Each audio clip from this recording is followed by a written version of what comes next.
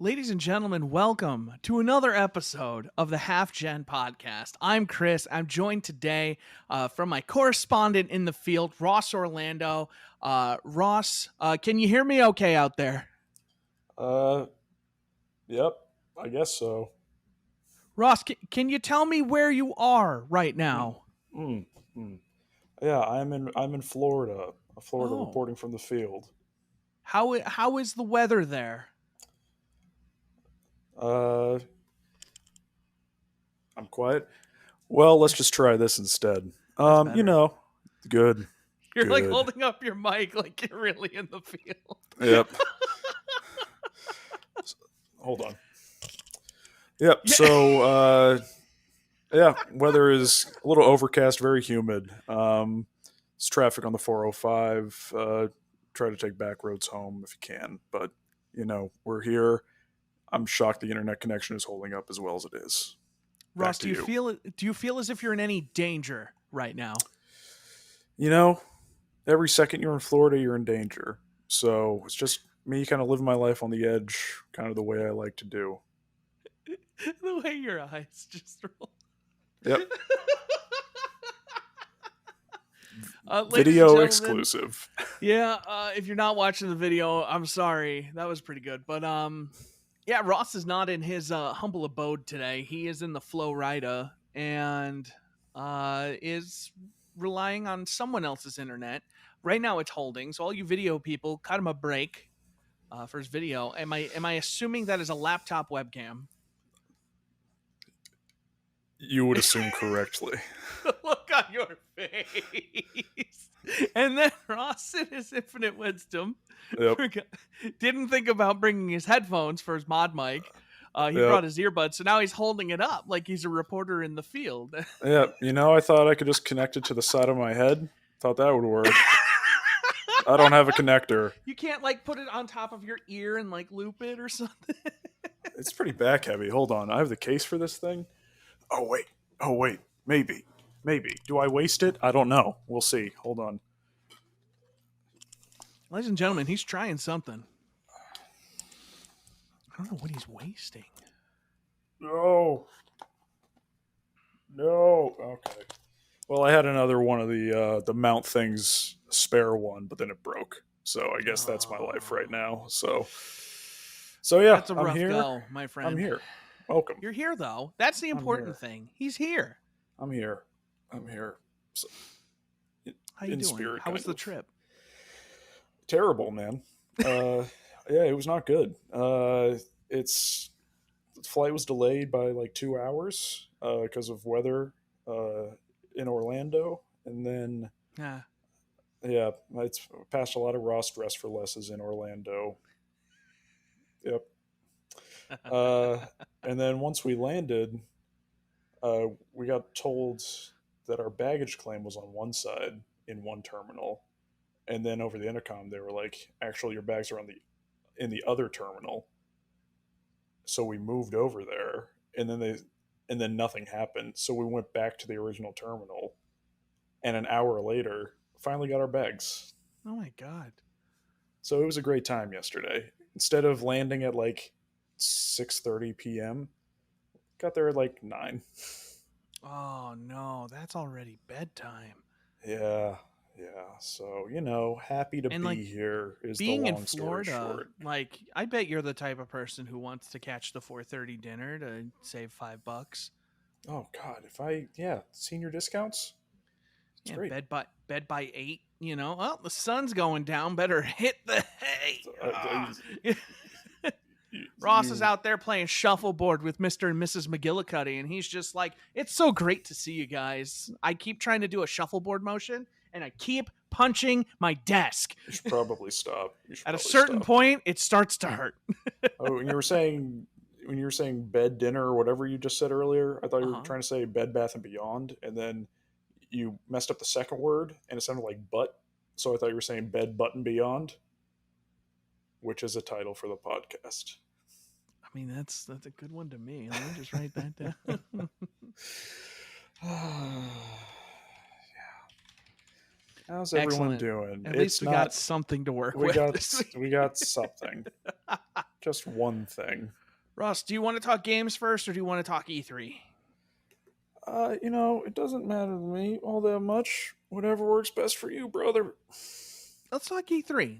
Sure. Let's talk about the. A lot of people were not happy with this show overall. Yeah.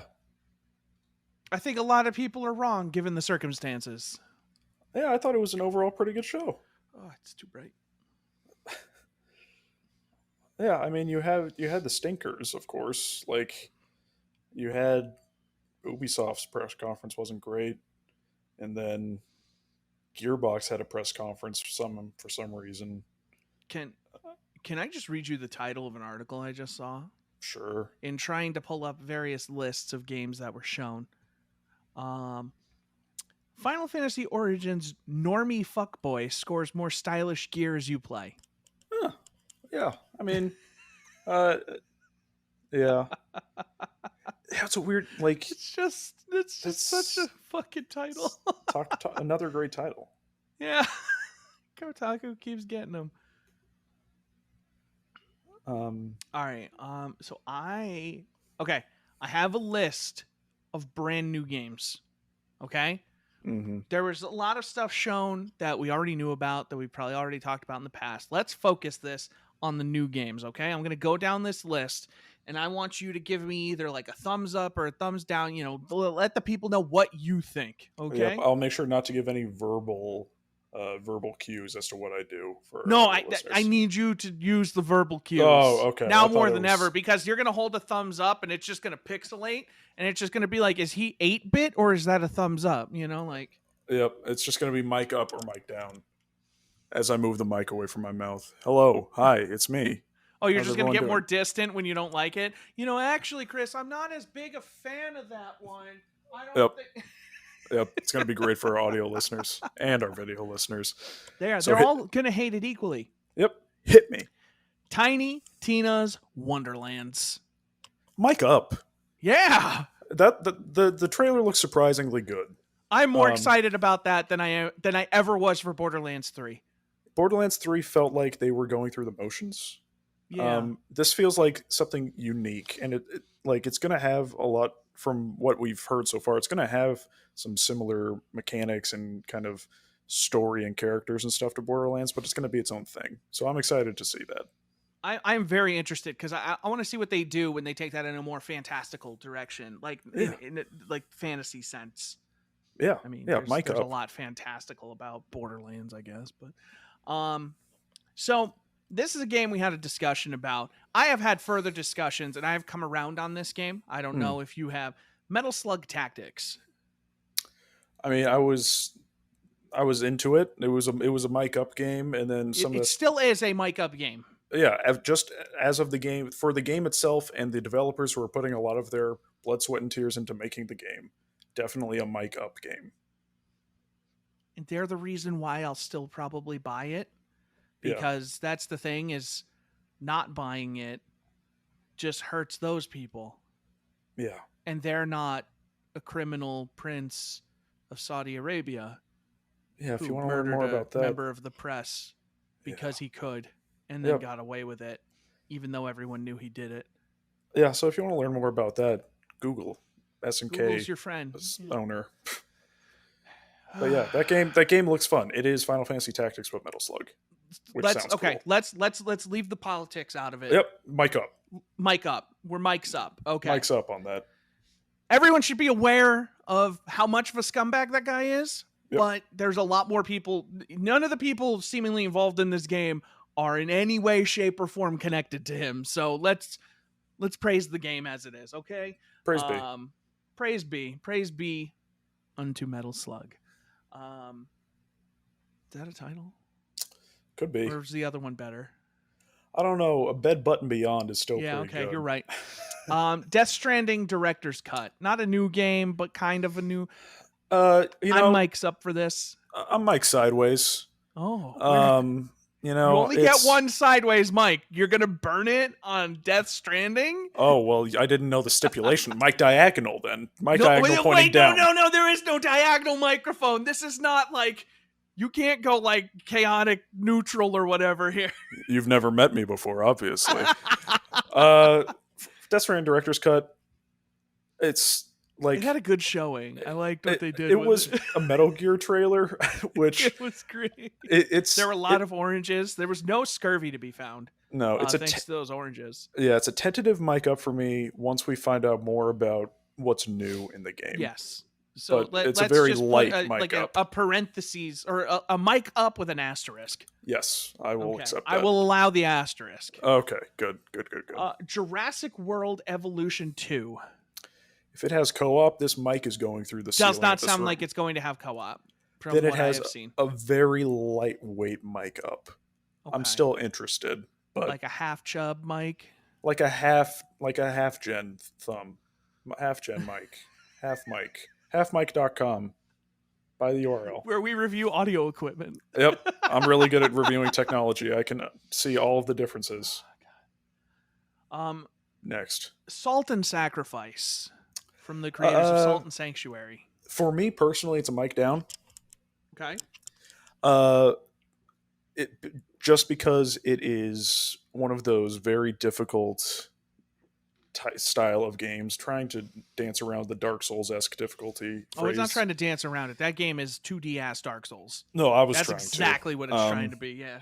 But I know that the first game was really well received, and it seems like the fans of that game are excited about this game from what I've seen. So for me, mic down, but for everyone else, mic up. Okay. I know your answer to this one. Okay. Already. Yeah. Salt and Sacrifice, I'm going to give it kind of like a half mic up. I'm going to pull a Ross here. What? It's like it has co-op, so maybe I'll play it with somebody, and that will Okay. get me more invested. The Blood Hunt, that Vampire Masquerade Battle Royale game. I could turn my mic off and not have it screw up. Potentially, I'd do it.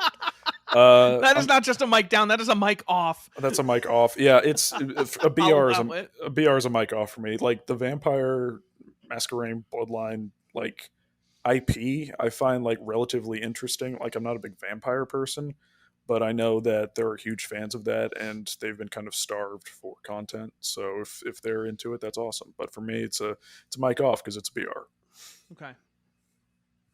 What was this? The Anacrusis? Is that what it was called? That was Left 4 Dead like? Oh yeah. You know Will Smith works at the studio that's making that game? Not Will Smith, but the other Will Smith from the Will and Brad Made a Tech Pod. Yeah. Was Anacrusis, was that the sci-fi Left 4 Dead? The sci-fi Left 4 Dead, yes. At first the concept sounded really cool, but then the gameplay and graphics looked really janky. For me, it's still a tentative mic up because in concept, I should love these games because it's just co-op with friends, just running around shooting stuff. So yeah, for me, still tentative mic up, and it's sci-fi, which gives it another point. You should listen to the most recent episode of Brad and Will Made a Tech Pod, because Brad actually got him talking about the game, and he actually said he talked about some stuff that I guess they talked about at E3, but I missed. And I'm assuming you probably missed it as well. But basically talking about like, I'm not going to lie. You took that, like whatever that was out and your hand went in front of your mouth like this. And I thought you were eating it. And I was like, what is he doing? Cause you just kind of held it there for a second. I couldn't see your mouth and it just stayed there. I was like, oh my God, he's eating that. Yep. Dog hair. There can be only one. What did Will Smith say about the game? He talked like basically there's going to be, instead of locking people into roles of like, okay, I'm the healer, I'm the tank, I'm the DPS or whatever. You can there are stations throughout the levels where you can build like hybrid builds, and you can emphasize your weapons, your abilities, or like different abilities, so that instead of like picking that character, like he compared it to Deep Rock Galactic, which has very defined roles. And they're like, if you're playing with a group and you're the driller, because everyone is leveling up their specific classes. When you play with that group, you are the driller. So if you want to try something else, you already have that. You're the driller, So they wanted to like de-emphasize that like needless competitiveness of like, hey, we're all fighting for like, to play as a certain thing or play a certain Right. way. Right. So you kind of get to customize it a little bit while you're playing with That's these cool. stations. So that sounds cool. There's a lot of good ideas. So I'm even just reminding myself of that. I was going to give it a mic down with an asterisk. I am going to give it a mic up with an asterisk. Yeah, it's. I think for me, it's a mic up without the asterisk. I I think mean, the it's on thing Game like, Pass, so and it's on Game Pass. I think the thing for me about like the kind of horde shooter Left 4 Dead style games is that one of the reasons, and again, we talked about this a little bit, and it's a different cadence and it's a different speed. But one thing I like about Killing Floor in particular, I like that there's progression. Um, yes. and I think if more of those games, and maybe they do, and I just don't know about it, if more of those games had like progression outside of just the run you're on, I think I would be like, that's the perfect like Tuesday game for us to play. I'm 100% with you. Yeah. Like if Left 4 Dead had like like the Paragon system in Diablo 2 where it's like, hey, I could like the more I play, I could like passively buff my weapon damage or my healing or something like that. Mm-hmm. Oh, now you're going for it. Keep He's talking. like, will this work? I don't know. Keep talking. Having that progression in Killing Floor does help, and even in Killing Floor 2, like you can prestige yourself, so that Mm-hmm. way you can like do it again. But you get like bonuses and stuff like that. Yeah. Yeah, I think that's the I key for love me. this. I think that's the key for me. Why does this part have to be so big? God, why? Wait. Oh. Nope. Keep going. Keep going. Ignore what I'm doing. I can't ignore it. I'm not here. It's impossible. It's fine. Okay, this is. I don't think it's gonna work. I'm sorry. It's not gonna work. Next game. Boy, I'm glad that the internet's holding up because this is going to be maybe our best video podcast ever. I'm dying over here. Planet of Lana. That was like that really grassy side-scrolly game that had like the aliens landing. It was very like watercolory. Here, it had like all the stuff. It looked like a fucking anime box art. And like it just had like those big asteroids coming down, and then they turned out to be like walker alien things. Planet of Lana. Yeah, Lana. Let me, in my eternal genius, because I did not bring my headphones, let me type this all in with one hand. Oh yeah, that's a mic up for me. I was super into that. I am also going to give that a mic up. Yep. I'm in on that. That was all the new stuff shown at the Summer Game Fest, though. It's very important. Should stress. They did finally show Elden Ring. Boy, I hate that it's a Souls-like game because I don't like playing those, but that looks incredible. Awesome. It looked great. And it's coming out, I think it was January 21st, 2022. It is the first month of next year. Everybody, you know what else comes out a week later? That new fucking Pokemon game, Legend of Arceus. Oh, well, I know. Yo, January's fucking stacked. Yeah, it is. Oh, I'm excited for Pokemon Arceus. Elden Ring. If I was a fan of that gameplay style and that genre, I'd throw my laptop and start running across the room, just holding my mic up to the sky. For me, like Elden Ring looks like the kind of game that like. You know how some games you get a little worried, like, oh, it releases so early in the year, everyone's going to forget about it. Right. Elden Ring is not going to be forgotten. That's going to be one of those games people are going to be talking about the whole year. Mm-hmm. If I'm Pokemon, even I might look at that and be like, maybe we can release in early February. I'm not trying. Listen, I am not by any stretch saying that Dark Souls or From Software is bigger than Pokemon as a brand. Right, yeah. But Pokemon's people don't talk about Pokemon the way they have been talking about Elden Ring. There is a culture that is surrounding that game and like that developer. That is just such a respected thing. I think everybody's just going to try and stay out of its way. It's maybe not going to sell, 10 million units right off the rip. I would not be surprised if that was the best-selling game they ever put out, though. Oh, yeah, I'm fully expecting that. I think in terms of the whole Pokemon thing, I think that the people who are invested in Elden Ring are people involved and follow the game industry, while there's a large swath of people who are invested in Pokemon who don't even know what From Software Dark Souls Fair is, enough. which is I'm most of just the thinking of like purchases. conflicting marketing Sure, because sure, sure, sure. everybody's going to be running those ads, and in a lot of cases for that audience, they're going to run the ads for Elden Ring before I think they're going to Yeah, run the ads for Pokemon. So I wonder if Pokemon maybe is like, hey, let's take 2 weeks, let Elden Ring come out, and then fucking hit them with the ads, and remind everybody, mm, yeah, this crazy Pokemon game is coming out. yeah, I'm not, trust me, like I know it sounds crazy. I'm not just trying to come at this from like a yo get out of Elden Ring's way, but like some people will.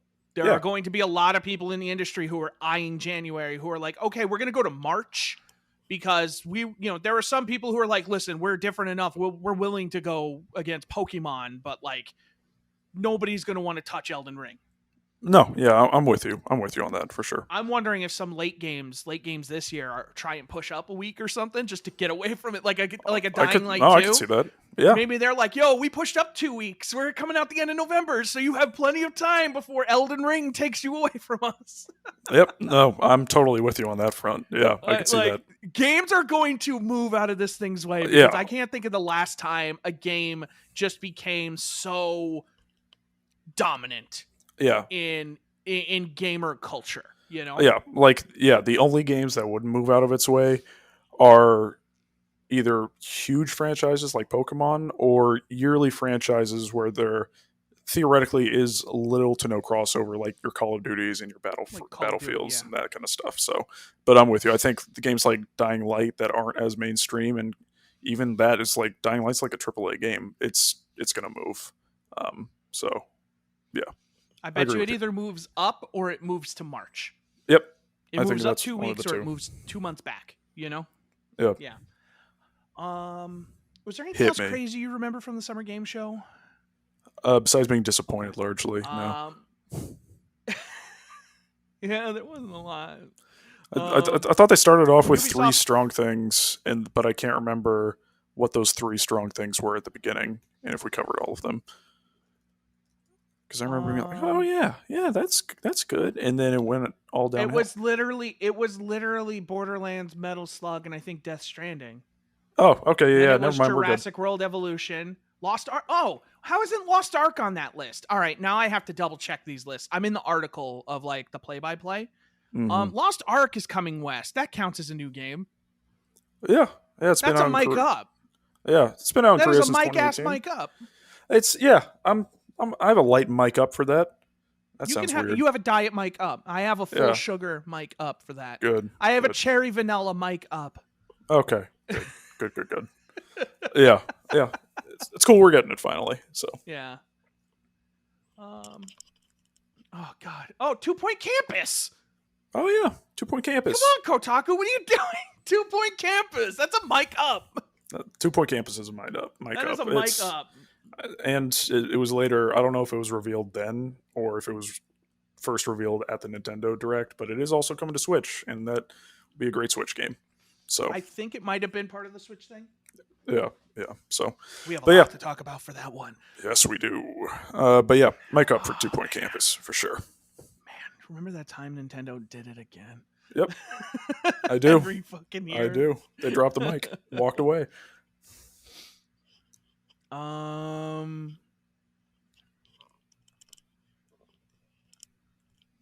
The Back for Blood trailer is age restricted and doesn't show in their article. Perfect. No, Evil Dead the game was already revealed. Okay, sorry, I was just double checking the list. Ubisoft, I don't need to double check. You can't Yep. hear it, but there is rattling when you do that Good. as you're conducting. This is going to be the most work you've had to put into audio editing. I'm for not a changing podcast. a fucking thing. Perfect. I'm not doing that. All I'm doing is taking out the background noise. I am not going through and fixing every little click and clack you choose to make. There's nothing that's going on that could possibly cause any of this. Continue. What's next? I want to give a thumbs up Ubisoft again. had some new games. Okay, thumbs down. Rocksmith Plus. Okay. Just Dance 2022. Not coming to Wii. Failure of a show. Okay. It's also not coming to Wii U. They stopped. But Yeah, they the last stopped one didn't that come to Wii already. U either. Yeah. Yeah. Mario plus Rabbids Sparks of Hope. Yeah, that's a mic up for me. That's a mic up. Okay. Yeah, yeah, I'll agree with that. yeah. And Avatar Frontiers of. Oh, I'm sorry. I was just gonna say no. That was the last. Far Cry 6 is the last thing, but Avatar, mic down. I don't get Avatar. I don't get the love for Avatar. I don't get like I understand why it put up so much money because it was beautiful and it was in 3D and stuff when it came out, which was crazy. Um, but it's a I'm gonna give that my horizontal mic. I horizontal. think. Yeah, it's just that Yeah, I'm whole gonna burn my franchise. horizontal on it. Jeez, early on. But It's that game could be incredible. Maybe it's either it, gonna be incredible or hugely disappointing. There is no in between. yeah, it's just like who wanted 5 or 6 Avatar movies? Like who's such a huge fan of that lore that Fox. yeah, it's I don't like Well, blame anything. the people who made it the highest grossing film of all time. Yeah, yeah, I don't like Avatar, and I that is a mic down for moi. Next. Okay.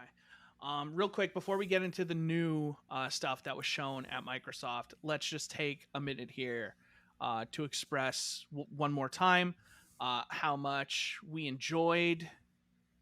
The volume difference is rough if the video is going to be like this.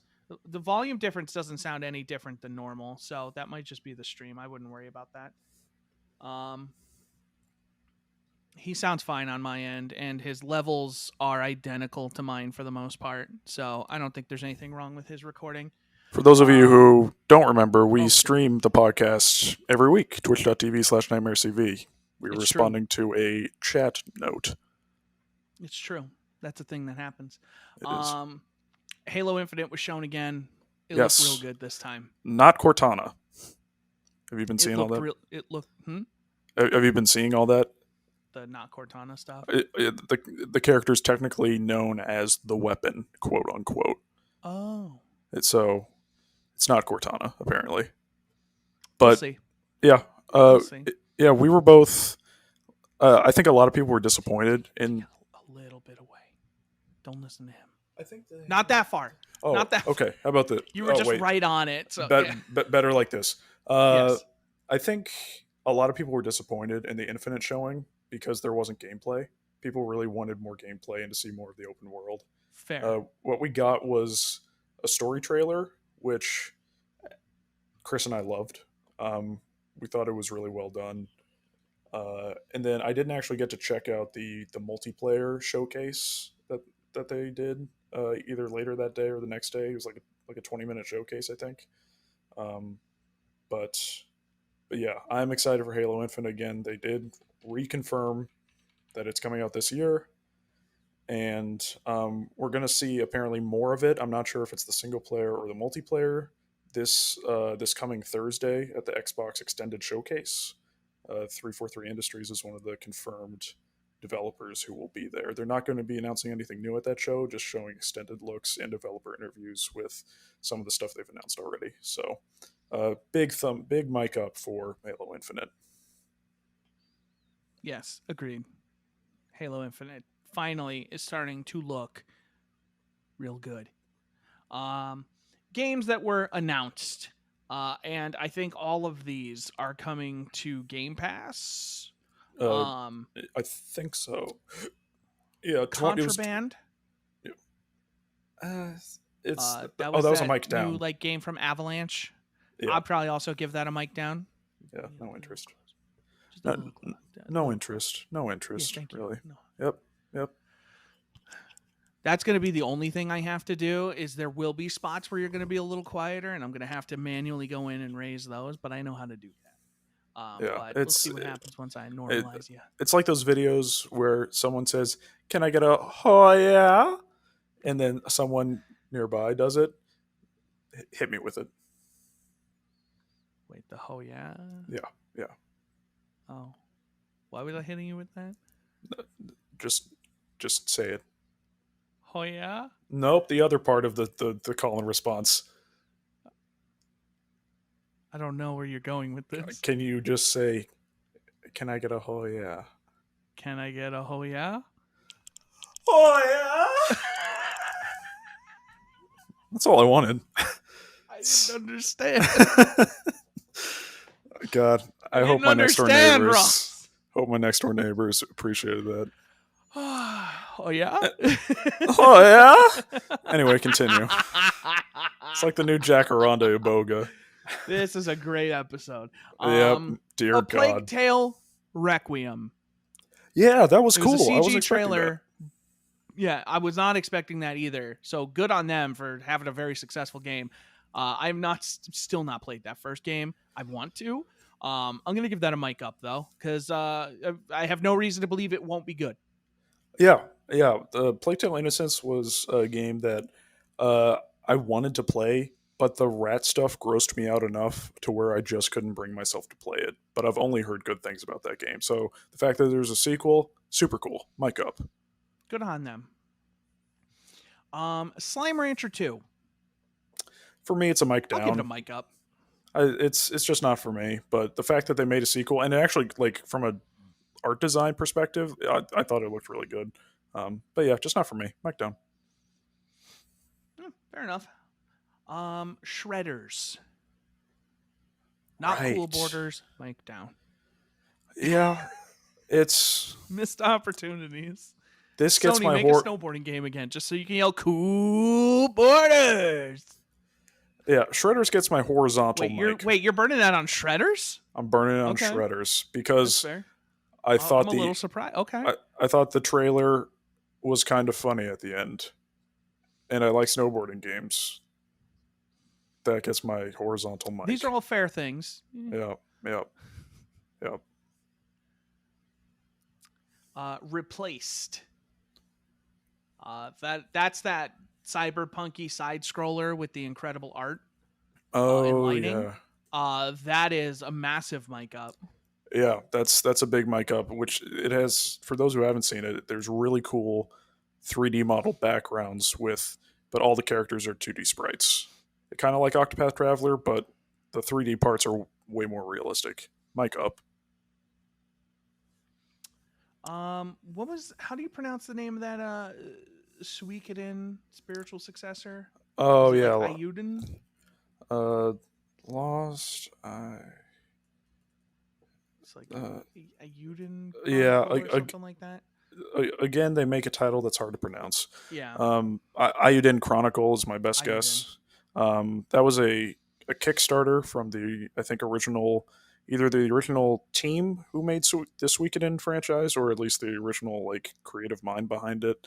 They announced Hold 2 on. games for that.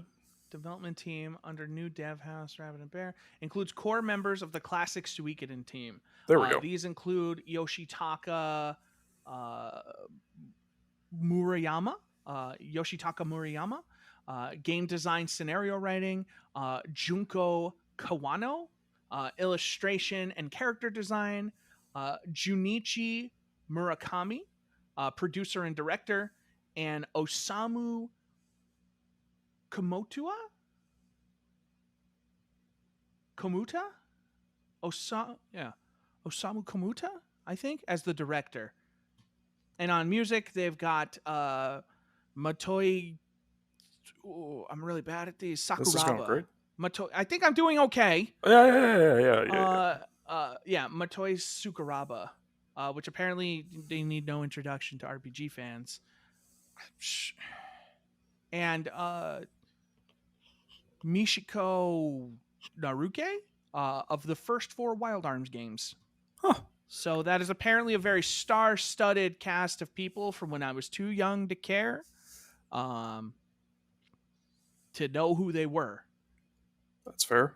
That's fair for me. It's a big 2 games technically. Well, this game was already announced and kickstarted, but they announced the new game. They announced was Ayuden Chronicle Rising, which was that side-scrolling one. Mm-hmm. I guess we can apply mics to both, though. Okay. Yeah, both of them for me are both getting a pretty big mic up. I played the first Suikoden for the first time a couple years ago. Really enjoyed it. I know 2 is lauded as one of the best JRPGs of all time. and it is on my to play list. So I'm very excited. Mic up for me. I'll give them mics up. Yeah. I have no real like attachment to those franchises. I've still not played Suikoden, unfortunately. I didn't know about that game until like the PS3. Oh, really? Because I didn't, I knew Final Fantasy back then. I didn't get a lot of games until I had friends who were like, "You didn't play this?" And I'm like, "Oh, Oh no. I'm sorry." So that Forza Horizon 5. Oh yeah. That got Huge voted pickup. most anticipated game at the show by the E3 awards. That Wow. ended up winning most anticipated game. That's crazy, but well deserved. Those games have been so Yes. consistently phenomenal.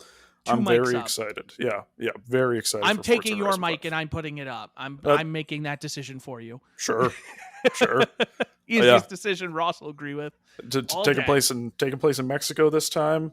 It was gorgeous, and of course, it's coming to Game Pass. They confirmed that seasons are coming back, but they will act differently because Hmm. in like the UK, they're like, yeah, everything can be, all one thing. It makes sense to be snowing all over. They said not in Mexico.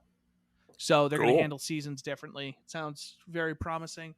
Last, Redfall. That's a big old mic down for me. Man, should have saved the horizontal mic for this one. Forgot this game existed. I mean, you can change. It's not too late. We're still in Microsoft. I'll let you change it within the conference. Within the conference, okay. Then Shredder's mic down, and then Okay. Redfall horizontal mic.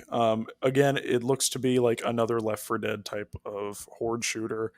The thing that really caught my eye and why I'm not just kind of straight up giving it a mic down is because one of the characters' magic powers looked really cool, and so that's my sole reason for the horizontal mic and not giving it a mic down.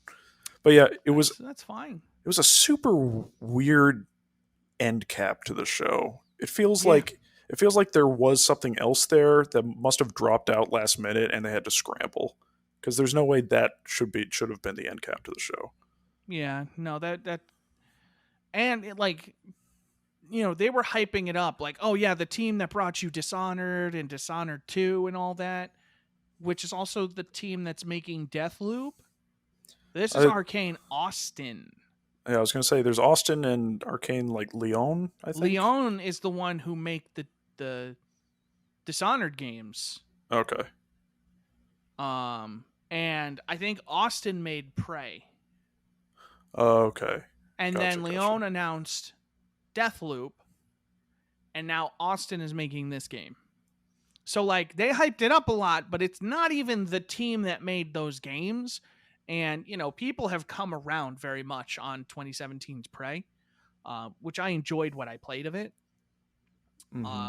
But like, yeah, and they hyped it up a lot, and again, it was a CG trailer, so like, yeah, you can only I tell think it so deserves much. a mic down just for that. Yeah, I'm just going straight off potential of I think the girl like flung a magic umbrella out, which I was a big fan of. See if she can do that in the game. Yeah, and then it wasn't newly announced, but I feel like it would be remiss if we didn't mention Starfield at the beginning. Yeah, Starfield. Oh, dude, these lists are terrible. The Outer Worlds 2 got announced. Yeah, that's a bad list. Mic up for Outer Worlds 2. Yeah, mic up. I'm excited. I tried multiple times to get into that game, and I think I'm just kind of over that style of kind of open world first person RPG style gameplay in a lot of ways. But I recognize how good Outer Worlds was. Outer Worlds. Have to do it every time with Outer Wilds. Have to check myself. Yeah, it's a shame both of those games came out the same year. Yeah, that was rough. Yeah. Wait, no. Outer Wilds was last year. No, both of them were 2019. I'm almost positive. Because Outer Worlds, we looked it up because we thought it was 2018. Yes. Yeah. All right, there's nothing else that was important that I remember seeing. Yeah. Okay. Square Enix. People didn't like this conference. People did not like this conference. I liked this conference. I didn't mind it. It was pretty good. In comparison to a lot of the others, it's kind of top tier. Guardians of the Galaxy. Ross is raising his mic as high as he can without getting up. Sorry for the rattle. It's okay. I'll forgive you. Thank you. I was incredibly excited seeing that game.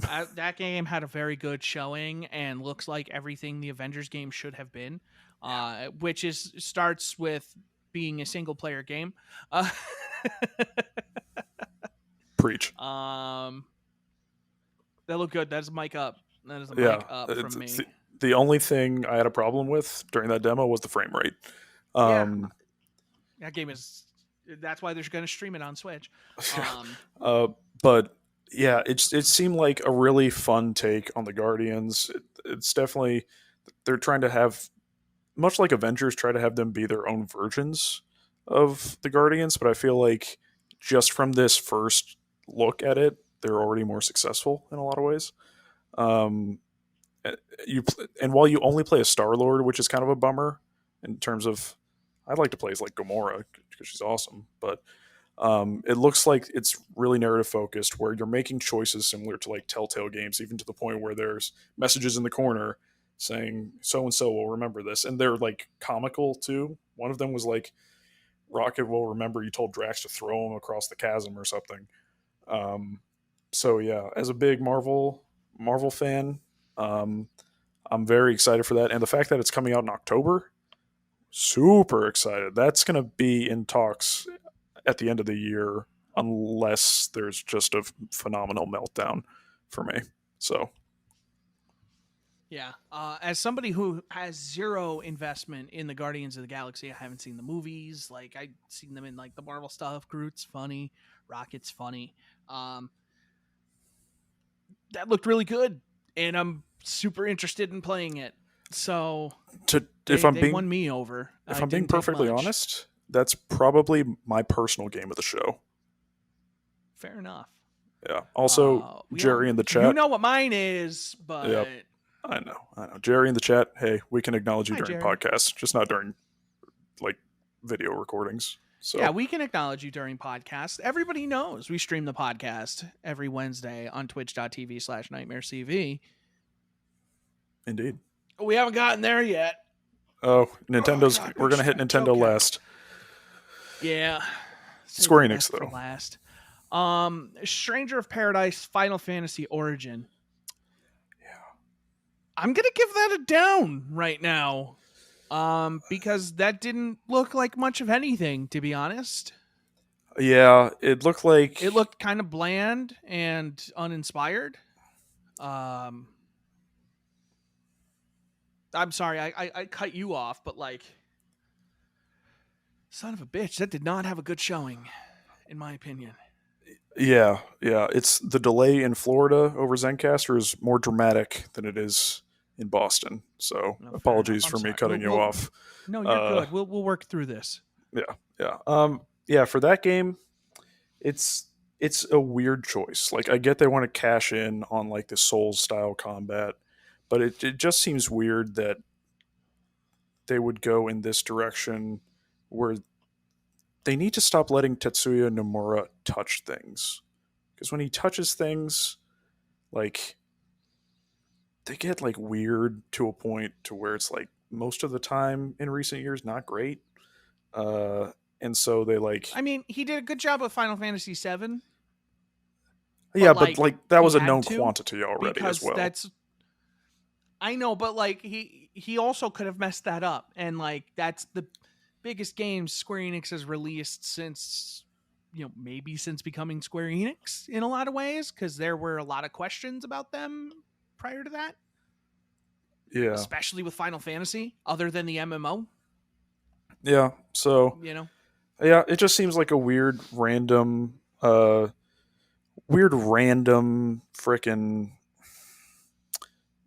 oh, let's make it in the Final Fantasy 1 chronology, and we'll make the Warrior of Light, who was this like fantastical warrior, into like what looks to be Noctis's older brother.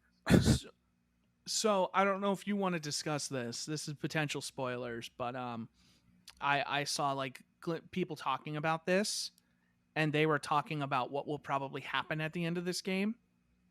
And this game is likely a setup for Final Fantasy 1, not anything. This is going to set up for the Warrior of Light. Because people were saying that I was seeing that the main character in it was the Warrior of Light. Oh, see, there are people that I've been seeing who think he's going to end the game becoming Garland, and then that's the one he's going to fight. That the Warrior of Light is going to fight in Final Fantasy 1. Okay, so it's Metal Gear Solid 5 all over again. Yeah, that's what cool. It might be. We don't know yet, but that's what I've heard. And that actually makes me a little more interested if it's more like that. I know a lot of people hated that. I thought that was dope. Like, that's super cool. What do you mean he's not? Yeah, it's for me, and like, and also the demo they put out the same day didn't work until the day after. There's a whole lot of weird stuff with that game. It's a super mild mic up for me right now, but like, it could very easily turn into a mic down. Anyway, I'm gonna start at a mic down, and I'm gonna make it work for it. We're not going to actually mic this, but I just think this is a crazy thing because anytime Square Enix shows anything, there's that awkward moment where we're reminded that they own the Hitman license for mobile. Oh, yeah. Yep. And they can't have Agent 47. They could talk about him, but they can't have him because IO owns the rights to the property as it is, but Square can keep making mobile games. Okay. I'm going to go through... I'm going to be honest with you. There are only 3 games from Nintendo that I actually really took the time to watch. Okay, let me bring up a list then, because there were more than 3 games. List. I have the list. Okay. There are just only 3 that I looked at. One of them, just to get this out of the way, this is not really like a mic up, mic down. They showed gameplay for Breath of the Wild 2, or whatever that's going to be called. Mic up, let's go. I'll be honest, I watched the gameplay and like I was won over by the trailer for Breath of the Wild 1. That was half the reason I bought a Switch. So far, what they've shown, like, I was ready to be excited. I was ready to be like, yo, this is going to make me go out and finish Breath of the Wild. Did not do it for me so far. I'm going to keep an open mind and hope it wins me over. But the gameplay they showed was just a lot of like falling and stuff. And I was just like, okay. And then somebody on Twitter was like, it looks a lot like Skyward Sword. And they showed him falling and then a Skyward Sword falling. And I'm like, oh, shit. That's why they're doing it. Yeah, Nintendo, you crazy bastards. I was super into the trailer. I'm really excited. I liked what I was seeing with that. So yeah, fair enough. Yeah, but there's a game, Cruisin' Blast. Yeah, bring back the Cruisin' franchise. Okay, so that is Cruisin'. Okay. Yeah, I think it's the same creators are making it too. They got their hands on the license somehow. Nice. So yeah, that's a thumbs up for me. Let's give that a mic up. It's apparently an arcade port from 2017, but it's going to be exclusive on Switch for consoles, so sure. Also, real quick, not technically a new game, but the Danganronpa trilogy is coming to Switch, and all you people who ignored me on those gaming nerds when I kept telling you to play these games and go out and buy a goddamn Vita, or God forbid you skipped the console ports on the PlayStation or the PC ports, fucking play Danganronpa. What is wrong with you? Play Danganronpa. God damn it. And they spun out the board game from 3 into a full game. Play Danganronpa. You people are crazy. Danganronpa is so good. I can't believe how many people are stupid. Play Danganronpa. It's on the Switch. You people eat this shit up when it's on the Switch. Do what you normally do and buy a game just because it's on Switch. And then find out, wow, I was wrong for not playing this sooner. Fucking goddamn it. Play Danganronpa. Super Monkey Ball Banana Mania. Great title. Literally sounds like a porno title. Let's just give it a mic up just for the title. Yeah, I didn't catch everything because the trailer went by pretty fast, but it seemed like it's a port or like a remaster of like the GameCube games. Like it seemed like more than just the GameCube games. It seemed like 5 or 6 of the Super Monkey Ball games. You would hate Danganronpa. I'm not even surprised. You uncultured swine. I'm kidding. But yeah, apparently the recent re-releases of Super Monkey Ball games have been rough because of the dead zones for newer consoles and joysticks have been more severe, or the game hasn't adapted as well to them as when it was on the GameCube. So the What, ports have like been they're bad. more accurate? Like the dead zones aren't as big, or they're bigger? They're bigger. Really?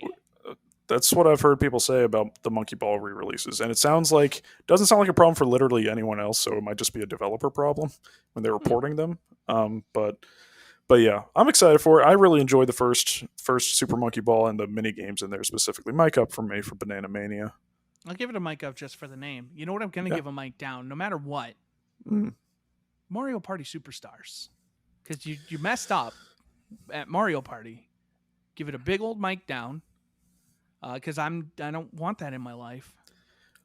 Yeah, they try to do. It's I a feel mini like game collection, Jared. yeah, bringing back mini games. It's like a best of from across the series. Like there are game boards from across the series, like a remade one from N64 as well. Just says, oh, ew. Ew, yeah. They did something I think similar a couple years back on 3DS For the 3DS, yes. So yeah. It sounds like this is that for the Switch.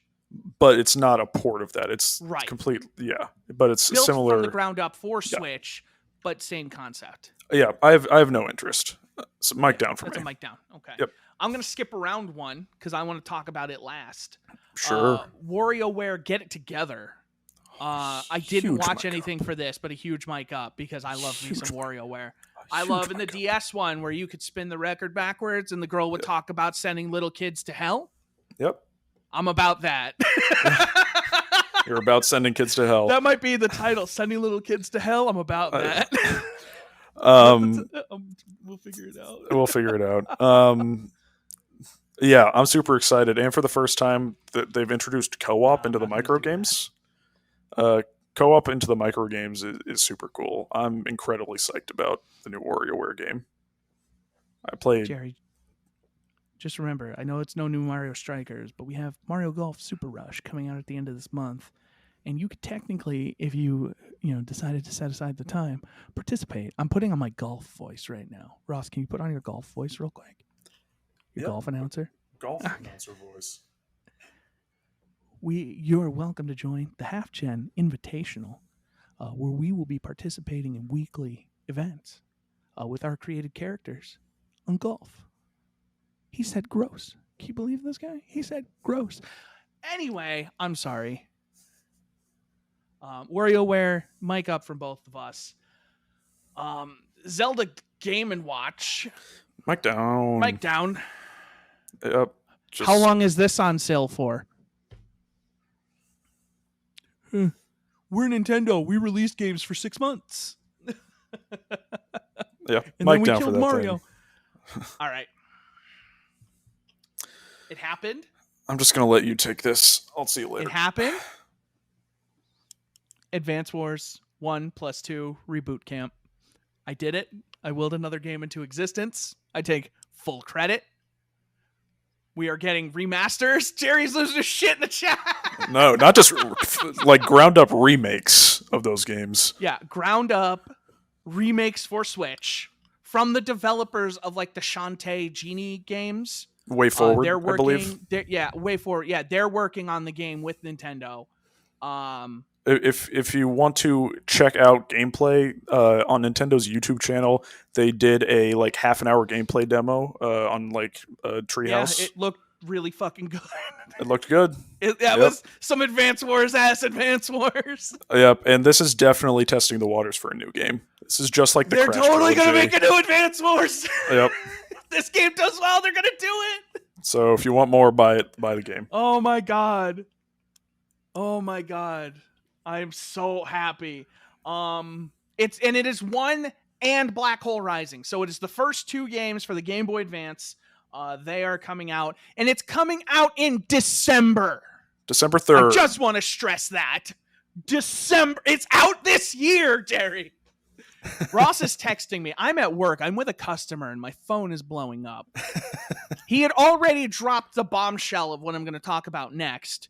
I was already emotionally compromised. And then I had to help a customer. And then after I finished with that customer, I look at my phone and I just see the words in all caps, multiple text, Advance Wars, it's happening. And I was just like, oh my God. Oh my God. And I was like, Nintendo is giving me everything I ever wanted. Nintendo's like, hey, you got that PlayStation, that Xbox? Fuck that shit. Advance Wars. But the icing on the cake. A confused Ross texts me. This looks like Metroid. Metroid 5? What the hell is this? I said, wait, it said Metroid 5? And he's like, yeah, why? I was like, a sequel to Fusion, which is my favorite Metroid game. Oh my God. Fucking. This is a direction this doesn't have to go, but I'm going to tell this story just to emphasize my relationship with Metroid Fusion. I remember going with my grandma when I was a kid to buy a new game, and I'd seen Metroid Fusion in a Game Pro magazine. I went to a place called KB Toys, which doesn't exist anymore. I don't know if any KB Toys fans in the chat. Me. Yeah, hell yeah, hell yeah. And my grandma took me, and I bought Metroid Fusion. And I remember the day I beat it very vividly because I was in a limousine coming back from my father's funeral. And I beat Metroid Fusion, and that was like the only thing keeping me together that day was goddamn Metroid Fusion. And I beat it. And so that game has a very emotional history with me. And I love it to death. And that was my first ever Metroid game. And I've gone out and played a bunch of others. You know, I followed that up with like Zero Mission. I played the Prime games and stuff like that. So when I saw Metroid 5, I almost dropped my phone because I was just like, holy fuck, they're making the next Metroid. This is bigger than Prime 4. Because the Prime games all take place before Super Metroid. This is the story progression, and it's 19 years in the making. For a game that's been in development for 15 years, Metroid Dread, which is in the style of Samus Returns, but looks incredible on the Switch. Yes. I can't wait. It's coming out in October. Yep. The game is basically done. It's being worked on by Nintendo, by, the director of Metroid, and Mercury Steam, who, long time working with Konami. Konami stopped making games, so now they're making Metroid. We need somebody to do it. So Nintendo, after ignoring Metroid for the entirety of its 35th anniversary so far, they're just like, fuck you, we got the next game chronologically. And it's just like, oh my God. And they're talking about this being the end of the current story.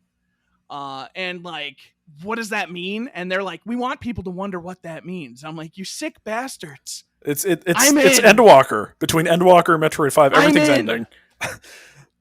Yeah, October may be one of the best months for games in history. This October.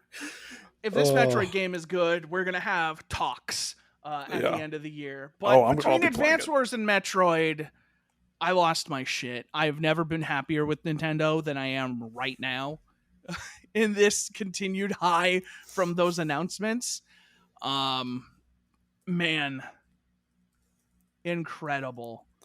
Fucking hell. It goes without saying, I got a couple mics up. I got more than a few mics up to go around there. Oh man. Yeah, my emotions are up. Fuck.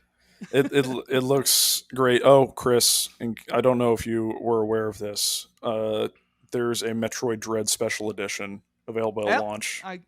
You already got it? I tried to buy it. It wasn't available. Yep. I want it.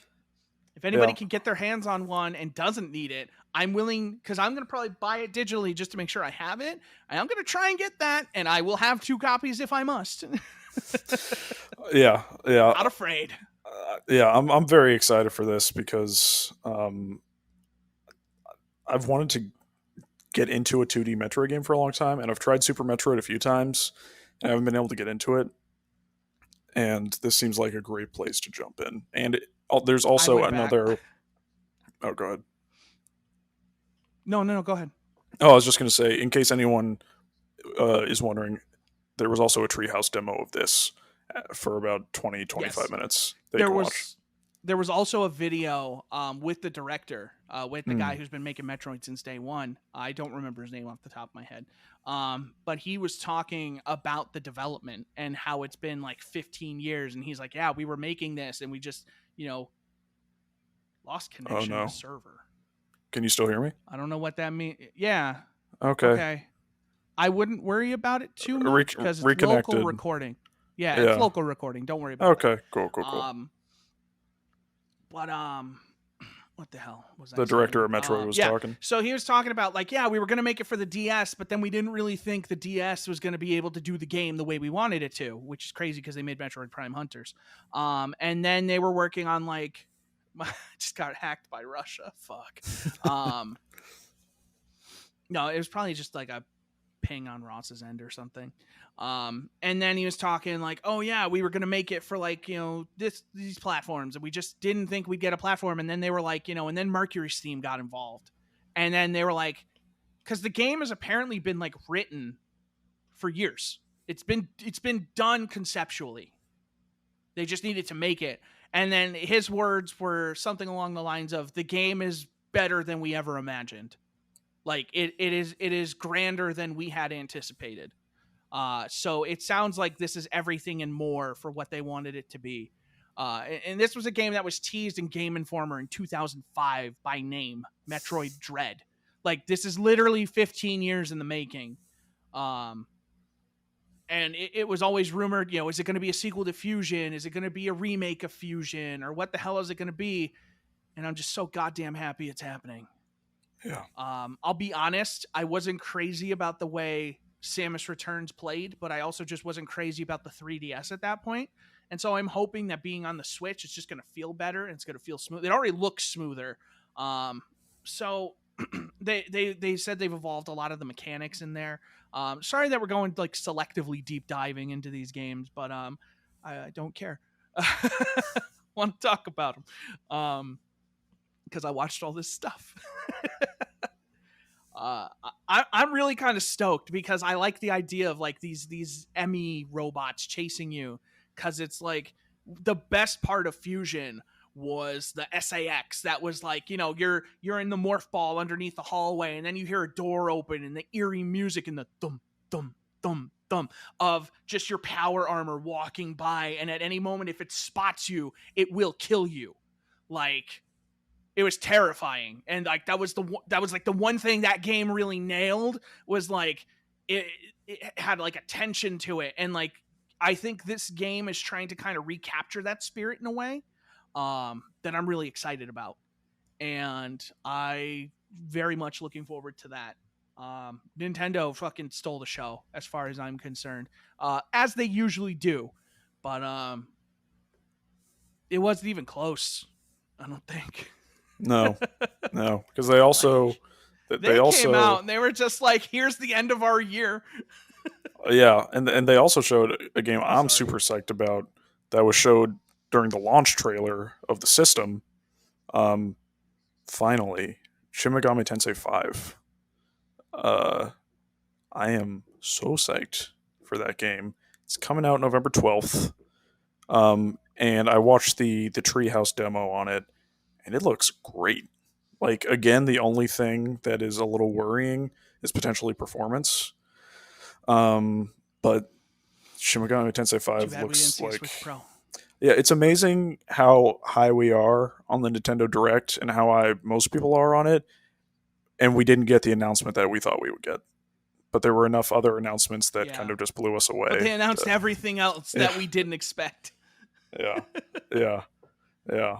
It's, Oh, God, man. I mean, looking at the chat, John, they had a Pokemon Direct like a month or two ago where they went deep dives. Pokemon does their own directs. They don't usually bring that to E3. Yeah, if you were just looking for Pokemon, they did that already.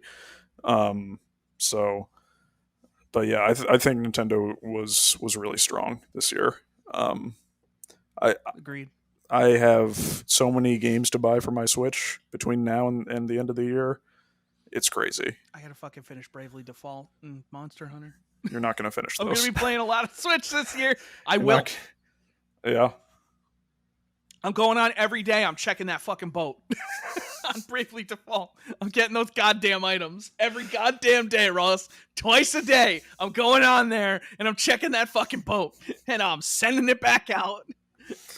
In the chat, Fables is saying, I agree with you. not to start an argument, but kind of to start an argument, Pokemon is so stale. I agree with you for the most part. Like Sword and Shield. 100%. I played through Sword and Shield, and once I got to the end of it, I was like, I beat it, and I was like, it's completely forgettable. That's why I'm excited for the Arceus game, which is like the open world new style that they're going with for that sub franchise, I guess. That's what I'm excited for. The Diamond and Pearl remakes, they're whatever. That wasn't my favorite generation, and I don't like the chibi art style very much. In that. But Pokemon Arceus, I'm very excited haven't about. Enjoyed a Pokemon game. I haven't enjoyed a Pokemon game enough to finish it since the GBA, since Ruby. Yeah, I've beaten. I just zero. Yeah, I've beaten every generation except for Sun and Moon. But yeah, I think like the and I liked Ruby. I think the last exceptional one, like if you know, again, I can only speak so much because I didn't play them. Maybe I would like those games. I just didn't like the look of the DS games. Like I didn't like their visual style or anything about that. And at that point, I was just kind of like, I could just play Gold. You know, Gold is my favorite to this day. I think Gen 2 is like the peak of what you could do with Pokemon in terms of like, okay, here's all these really cool, exciting places, and then the final thing. But then you go back to the old place, but it's fresh, and then you do all that stuff, and then you got another Leaf 4, and then you fight Red, and like there was just that build up and that intensity. Again, as a child, you know, maybe that hits different. But that was incredible. Like I remember going to my friends in school, be like, "Yo, I beat Red like with my level 100 Typhlosion." And also, Typhlosion is a fucking great name for a Pokemon. Typhlosion. Yeah. What? I remember. I So remember good. when I found out I was going back to Kanto and I played Silver. I remember the exact moment in my life. I was like 7 or 8, and I was walking into an IHOP with my parents, and I get that cutscene where it's like, "Go back," and I went, "What? Excuse me?" Yeah. And I was like, what? I remember I caught an A-shaped unknown. To this day, I have never seen another one. But I was at my aunt's place in New York, and this kid next door had Pokemon. And I don't remember how we started talking, but he was outside and I was outside, and we were both playing Pokemon. And he was like, "Oh, cool. I've never seen an A unknown." He's like, I was like, "Yeah, like I've been using it. It's really strong." He's like, "I'll trade you my Cyndaquil for it." Fucking yeah, because I picked Totodile, because Feraligatr, also a dope-ass fucking Pokemon. Who doesn't fucking want a Feraligatr? So then I had Typhlosion and Feraligatr, the ultimate 1-2 punch. Fucking get out of my game. Because nobody wants nobody wants Meganium. It was nobody wants that bullshit. That's no Venusaur. No. Like, Bulbasaur is justifiable. Bulbasaur looks really cool. Ivysaur sucks. But Venusaur is like a fucking dinosaur with his flower on his back. He's cool as shit. It's Chonky Gen Boy. 1, perfect. Gen 2, almost better, except for Chikorita, who sucks ass. Anyway. Just thank you for coming to my TED Talk. Yep. So I thought we'd wrap up our E3 portion of the podcast with each of our top 3 games from the show. And I haven't given you a chance to think about this. Halo Infinite, from bottom to top, Halo Infinite, Advance Wars 1+2, Metroid Dread. I was ready. Oh, the other thing we... No. The other thing we didn't mention is that Kazuya from Tekken is coming to Smash Brothers. But anyway, yeah, my top 3 would probably be, I think it's Breath of the Wild 2 from bottom to top. Breath of the Wild 2, just because I haven't seen enough of it yet, but I've seen enough to be super excited about it. If I'm being perfectly honest, it might be Metroid Dread at 2, and I'm not like a Metroid guy, but that looked dope. But it looks real good. And Yeah. it looked like it was running well. The one fucking game Yeah. at the show that looks like Yeah. it runs really well. Right. And then my number one is still the Guardians of the God damn it. Galaxy game. I'm super psyched about that. I've said it once. I'll say it a million times. I don't hate John's list in the chat. Halo, Guardians of the Galaxy, and Battlefield. Yeah, Battlefield looks good too. I don't hate his list because Battlefield had a really good show. Oh, we should probably mention that real quick. Battlefield actually looks fun again. Like, they actually showed enough of that game to look like they might be justifying their price. Yeah. Despite being one half mag. But just to wrap up what I was saying, like, I've said it once, I'll say it a million times. If I don't like the game genre you're making, stick an IP I care about on it, and chances are I'll give it a shot, which is what's going to happen with the Stranger in Paradise Final Fantasy game, which is why I'm interested in giving that a shot, which is why, like, I don't know, which is why I gave Infinite Crisis, the DC MOBA, a chance that I absolutely loved. Like, stick an IP to it that I like, I'll try it out at least. But yeah, I think Metroid Dread and Guardians of the Galaxy, and I'm gonna sub out Breath of the Wild 2 for Halo Infinite for that bottom spot. For the number 3. I think Halo Infinite showed more than Breath of the Wild at this point. I think Halo Infinite showing deserved it, both on single player and the multiplayer looked pretty good. Yeah, and hopefully we'll see Halo more Infinite of it next kind week. Of feels like they took.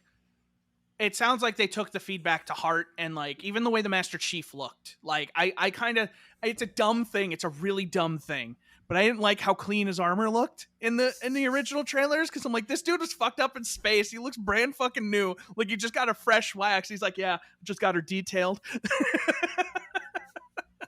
But like, I like that worn look to him, and like how he kind of like the way he was talking, like, you know, he's like, who, you know, by who, you, and it's just like, what? No. And just the way they were like talking and like reacting, like, it felt like writing that like has kind of been escaping Halo in the last couple games, as they tried a little too hard to do what they've been doing, and they've kind of been like, you know, really kind of hitting you over the head with some stuff. It was a little more subtle. It was a little more familiar. It felt nice. You know, it kind of like when he was talking to that new AI, it kind of felt like when he was rescuing Cortana and she's like, do you have a plan? And he's like, figured I'd shoot my way out, mix things up a little bit. You know, it kind of had that. And that was peak Halo, you know, even though Halo 3 didn't have the best writing. Yeah, it's, you know, where should I send them to war? Fuck you.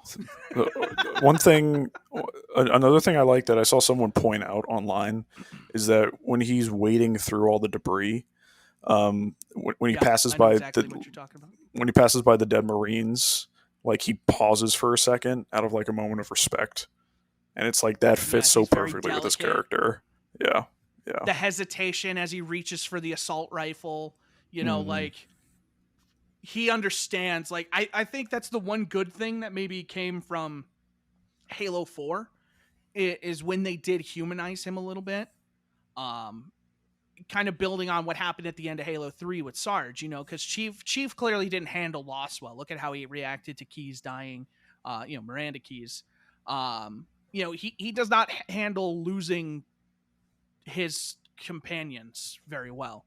And, you know, that hit him the hardest with Cortana, but that was the whole thing about Halo 4 was like, you know, remember, like, you know, you're, you know, you act like being a human and being a soldier are two different things, you know? And it's like, they're all the same thing. And so I think like his respect that he shows, even though he didn't necessarily serve directly with them, showing that empathy, I think is an important evolution of his character. And really kind of builds him as a character. And it's a little thing, and that's what I like, is that they're not hitting you over the head with it like they did in Halo 4, where they're just like constantly talking like, by the end of this, figure out which one of us is the machine, you know? No, it's a subtle thing. It's nice. You don't need to explain it. Just let it happen and let the audience figure it out for themselves, which is what 343 has overall been lacking, in my opinion. Like, it's all about gratuitous, like, make sure everybody knows Spartans are badass, like, show them. And it's like, no, we can figure that out on our own. This motherfucker's floating through space, you know, I've got one bullet, it's enough, boom, you know. Like, and it's like, okay, he's clearly a badass. You don't need to explain it, you know? Mm-hmm. Yeah. I don't. I'm. This is the most confident I've been in Halo Infinite since they revealed that helmet in the like reveal trailer in 2018. This is the most Right. confident I've been since they revealed the change like to the original kind of look. Mm-hmm. Yeah. So. This game finally looks incredibly promising. Yep. E3 2021. It was weird. Not as bad a show as people think it was. It wasn't great, but it's not. It's far from terrible. There have been worse E3s than this, I think. Yeah, oh yeah, 100%. Yeah. Holy shit, though, Nintendo. Fucking hell. Yeah. Everybody's like, what does Nintendo have for games? Oh, you want to see? Just been holding You back get a the whole game. time. You get a game. He gets 2. That's me. God damn. When did Nintendo get so good at this? Not one fucking thing leaked. Yeah, that's like, crazy. It's incredible how they keep their mouths so like shut, dude. Like, God, there was no talk of anything Metroid. We're sitting here thinking like maybe they'll finally show the Prime trilogy. I don't fucking know. And they're just like, brand new game. Middle fingers to the world. They didn't even talk about the anniversary. They were just like, it's a brand new game. Fuck you. Get out of here. Yep, pretty Move much. along. Pretty much, yeah. Well, yeah, E3 underrated this year, but let's move on to what we've been playing and kind of take it from there. I've only been playing one thing, so it makes it Let's easy. talk about the elephant in the room, aka Ratchet and Clank. Yep. There's a video, just full disclosure, there's a video on the HalfGen YouTube. There's a link to it on halfgen.com. No, Nintendo didn't want Ubisoft to steal their thunder. They wanted to remind Ubisoft who was in charge. They didn't leak the game. They announced it when they were ready. It's true. Nintendo was ready to talk. Yep. Pretty much. They didn't give a fuck. They were like, nah, you're taking too long. We're going to just go with it. But yeah, Ratchet and Clank, there is a video on the YouTube. You guys can check it out. We romped around Sargasso. Ross, fucking Yes. tell the people how fucking incredible this game is. It's easily the game of the year so far this year. It's technically just kind of unreasonably good from the stuff they're pulling off. Like the whole thing between changing riffs and everything that they showed in trailers and everything leading up. It's as smooth and seamless as it was in all those demos. The load times are non-existent. The gameplay, I'm not a huge veteran of the series like Chris is, but the combat and the gameplay is one of the most satisfying like combat loops I've played in a game in a long time. The story's not like crazy, but I like the characters. And yeah, I beat the game. I'm planning on platinuming the game. It's my game of the year so far, and yeah, it's definitely gonna be in conversations at the end of the year. Yeah. As a longtime Ratchet and Clank fan, this one just feels the best. Like it is like the people, they don't appreciate people who are newer to the series who maybe only played it on PS4 or like some of the later like Into the Nexus and stuff like that when they got away from the high frame rate, because that was the thing, is like the whole future series trilogy from PS3 was all 60 frames, and then everything after that they went to 30 frames because they were like, we want more visual fidelity, and then this game just proves that you don't have to choose one or the other. You can have it both, and then you can also have ray tracing if you want to, which is the only way to play that game is with ray tracing. Don't play regular performance mode. Play with ray tracing because it is incredible to look at. This is the standard. This is the game that everyone is going to compare every game that comes out from now on to for the rest of the generation, of like, how are they utilizing the hardware? Forza Horizon 5 is going to be compared to Ratchet and Clank. Halo Infinite is going to be compared to Ratchet and Clank. How well does it run compared to Ratchet and Clank? Because that game sets the standard going forward. It looks incredible. It plays incredible. I have some issues with some of the writing. It definitely feels like a little Saturday morning cartoony. Like, definitely like I think the characters are a little too quick to help you when you're clearly exploring, and they're like, "Hey, don't forget, there's a thing over there," and it's like, I know that. That's the fourth time. Just shut up. Um, to the point that I went into the menus to see if there was something I could turn off because I was over it. Unfortunately, there is not. But you can turn off motion blur. The war goes on. But it's so damn good. Yeah, So damn it's good.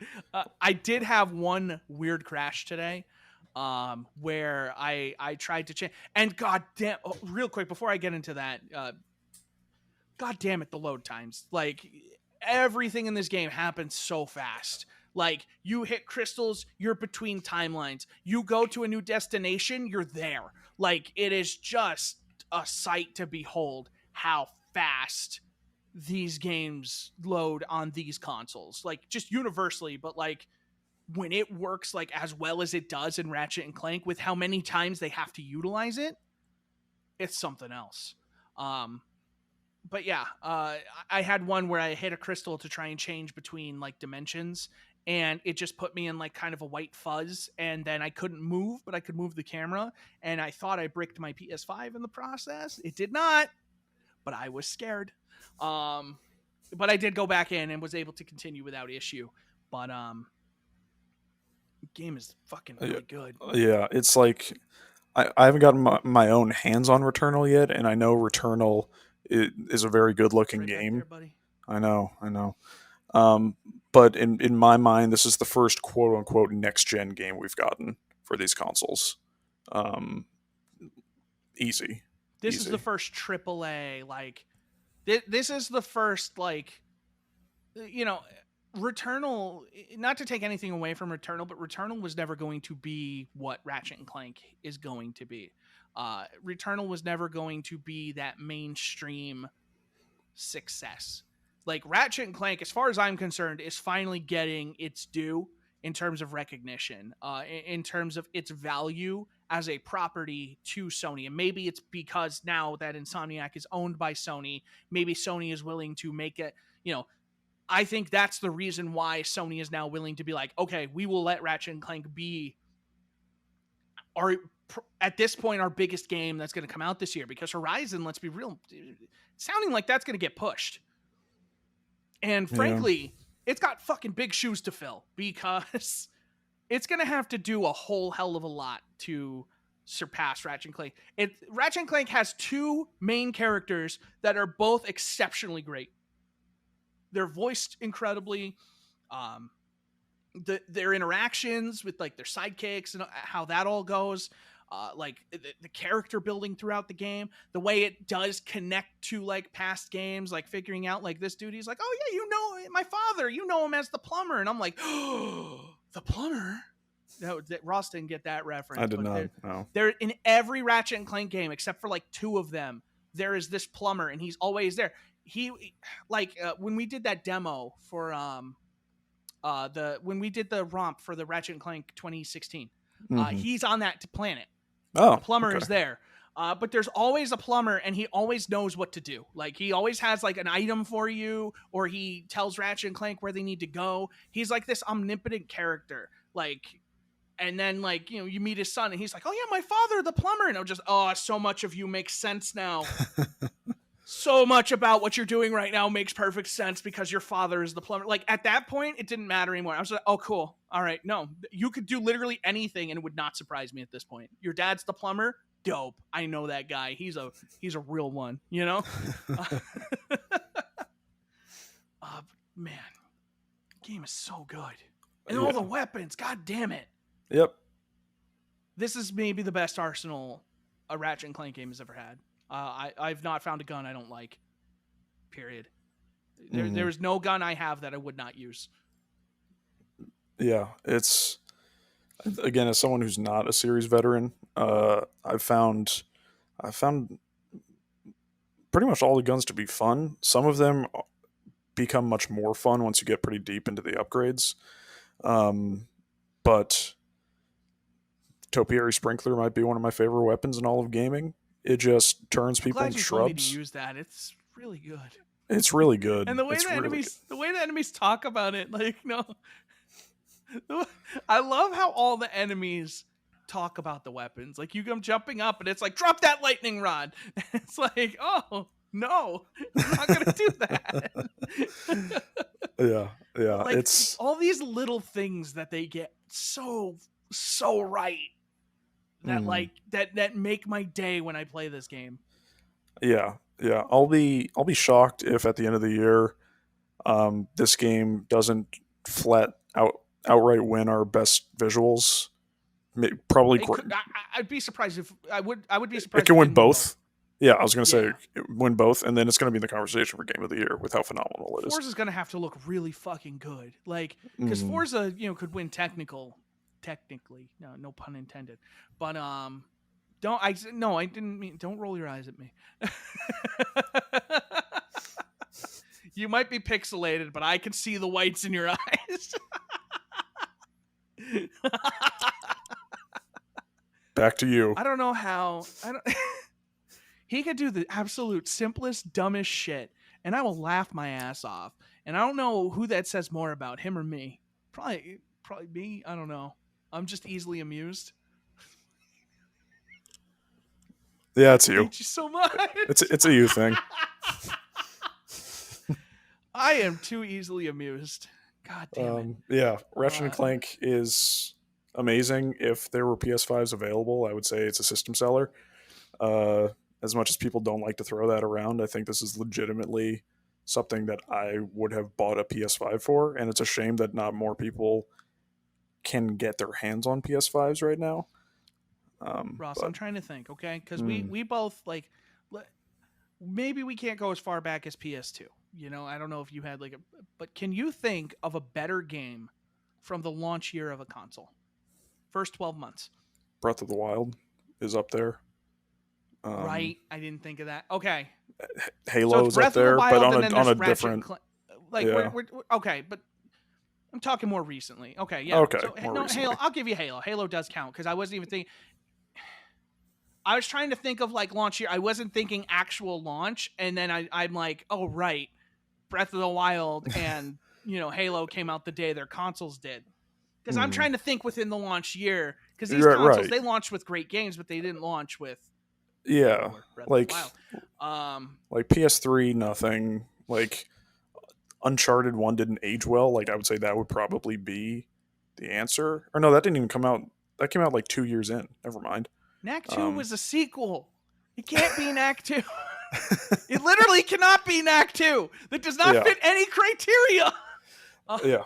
Like if like 360 but like 360 Gears maybe would Gears, be it.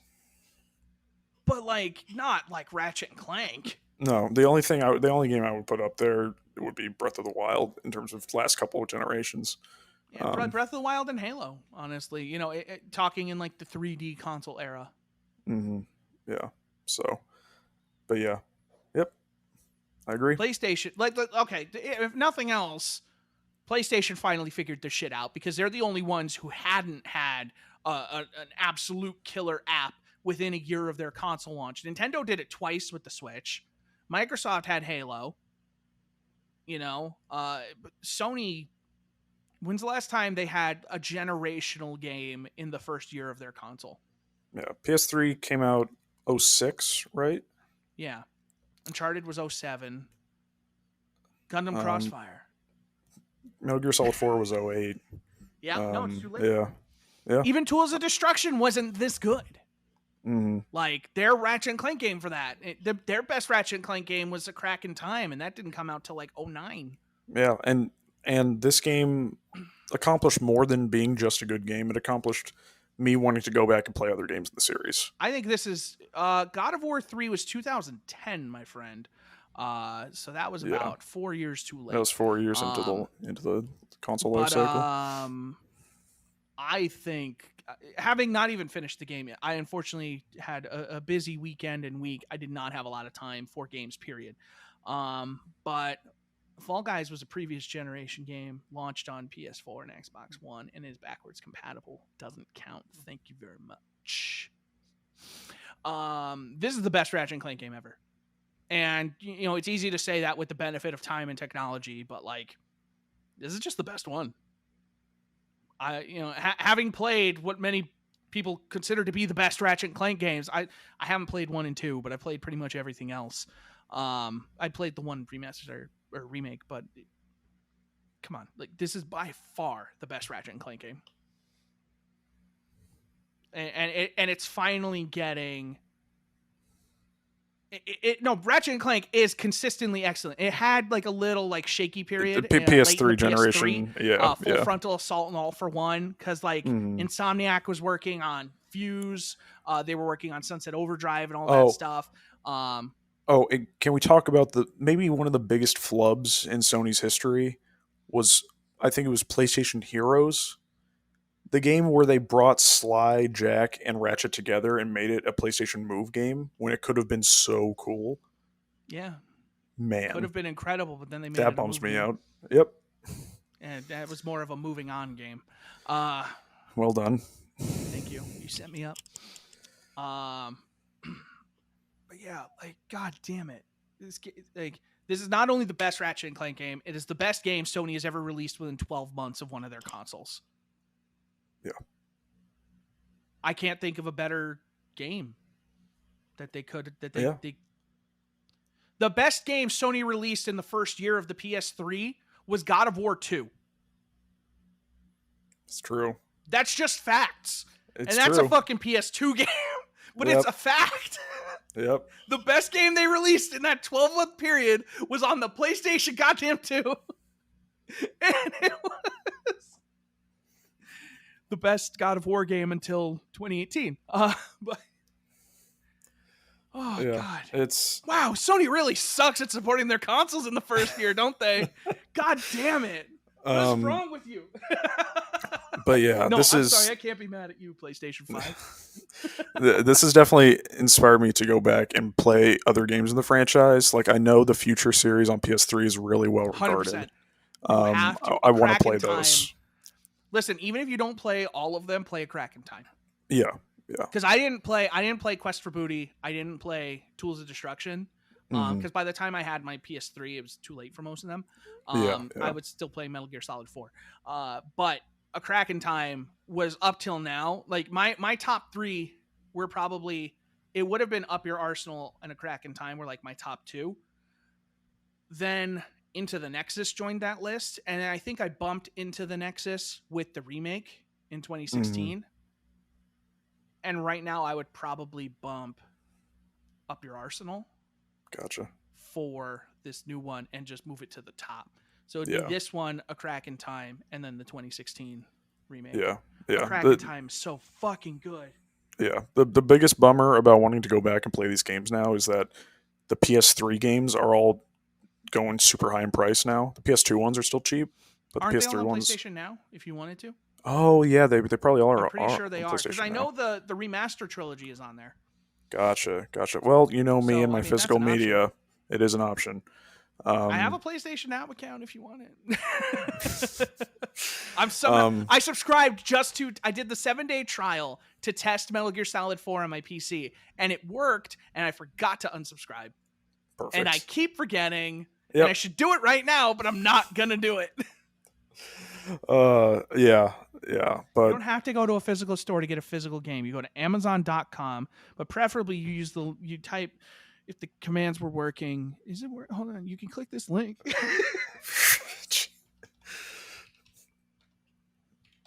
Beyond, selling out, baby. Beyond Chris's affiliate link, anytime you do use Amazon, you should always use smile.amazon.com. Yes. You should actually use that instead of my affiliate link, because you can donate to charity. Yep, if you don't know. What do you donate to? I donate to the ASPCA animal rescue organization. I do Child's Play. Yeah.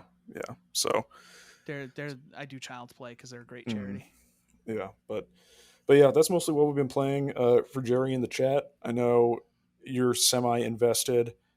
Still working through Final Fantasy IV. Um, I'm feeling close to the end. I'm feeling close to the end. So that's I'm not allowing myself to start another game until I beat Final Fantasy IV because I don't want that to be one that I I leave don't know if like it is, but you can almost just use done. my link. Uh, but yeah, so Jerry, there's your update on that. I have acquired the lunar whale, and I've had it for quite some time now. So yeah, that's it. I'm actually not going to be able to stay on for too much longer due to Oh, fair enough. wife stuff. I So haven't played a ton, as I mentioned. I did play a little bit of Oblivion last week, Elder Scrolls nice. 4. That game just feels like returning home. Like, it was so easy to just pick up and play. Yeah, yeah. It was incredible. That game is timeless. Um, Final Fantasy VII Remake is still really good. I played a little bit of that just before Ratchet and Clank came out. Game is still great. Yep, Um, yep. Quick note. I started intermission, and there is something that came back from the original, like in the first half an hour of intermission, that I didn't like in the original, and I actually wasn't the one who drove that section when I did my playthrough with Chris, but I like it a lot more now, and they expanded it, and I'm excited about it. So, teaser for you, Chris, for once you get back through the main story. um, 2 words, and I won't say them. okay. It's the buggy or something? Dune No, buggy? no. Oh, I didn't know how they were kind going of to work this into the game, or if they would just completely ignore it. But they almost pulled like a Hell House esque of like, I would never have thought to bring this part of the original Final Fantasy VII into the game this way, but it's great. Oh, everybody knew they were going to bring Hell House. But in not Everyone knew not Hell not House in was going the to be in the not in the goddamn way that they game. brought it. Yeah, Yeah, not in the way yeah, they did. Yeah. yeah, Okay. yeah. No, fair So enough. it's a similar type of thing. Yes. No, I agree. Yes. Yes. Nobody Yeah. expected that. I played one game this week that I do want to talk about briefly. That we have not talked about at all. Have you heard of the game Rain on Your Parade? No, I've heard of the I think Barbara Streisand musical. Okay. Yep. Uh, Similar. Okay. Um, both are weirdly wet. No, I'm kidding. No, so it's this game. It's on Game Pass, and I was looking through Game Pass when I got my Series X, and I was just installing stuff, and I see it. It was new at the time. I was like, "Fuck it, I'll install it." And so, actually, there's one other game I'm going to talk about after this. I'm like, "Fuck it, I'm going to install it." Whatever. And last night, I wanted to play something, but I didn't want to play anything on my PC, and like I didn't want to get into like anything on my play. I was like, you know what? Let me just see if something small is on Game Pass or whatever. And I see Rain on Your Parade installed on my console. I was like, oh, fuck, right, this game. Fuck it, let's go. And so I played that for like a little over an hour, and that game is stupidly charming. I don't know if I'm gonna finish it because it's like one of these like mission based games where the game gets like increasingly intricate the further you go. Um, like a Mario 3D world or something like that. And like, you know, you're going like at one point there's this guy who like hates the rain and he's just like, ever since I got wet that one time, never again. And he only speaks in rhymes. And so he puts up like laser towers to shoot you down as you're like going through the level trying to like get things wet. But like that's the thing is you're raining on stuff and that's your objective, but then your objectives start to change. And like there was a there's this fucking side mission that I loaded into it. And it was fucking Shadow Moses. And there's a bunch of guards walking around, and my guy has a bandana on, and it's just like, don't get spotted. This is a sneaking mission. And so It's you're going copyright. in to disable Trademark? an anti-cloud like weapon system. And then you disable it. You become an oil cloud and you light it on fire and it blows up. And then you have to rain on all the guards.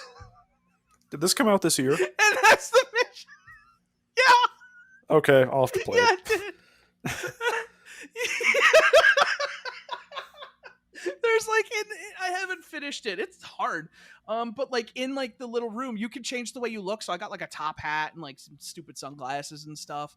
But like you can like customize your cloud, change the color and stuff. At one point, like I had to like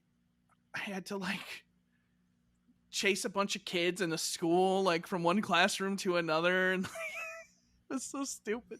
There's like this arcade machine, and it's basically like Doom, but like you're walking around in a first person like pixelated shooter thing, just trying to shoot people to make them wet, and the enemies are all suns, and the sun it was just gonna try and like kill you. And so like there's these angry suns, and you just hear them in the background going, "Urgh, urgh." And like you see them, it's just got angry faces like the Mario Cloud, and you're just blasting them with like water and lightning and shit. And then the boss is a really big one, and they're cardboard cutouts of suns. Because your cloud is just this cardboard cutout hanging from strings being dragged around. The game is so stupid. I love it. We should do a video for it. It's great. Sure. Rain on Your Parade. God damn it. And it's so stupid. Like, there's this office building, and like it's like a multi-chapter thing, and like you keep getting these objectives, like, oh, do this. Okay, now give everybody coffee. And so you become a coffee cloud, and you start filling everybody's mugs, but you're also raining hot coffee on them, so they start running around screaming. And there's a lot of stuff where you light things on fire, and it's just like burn the whole place down. And I'm like, cool. I'm down. I'm down to burn this place to the ground. Like, let's go. I'm ready.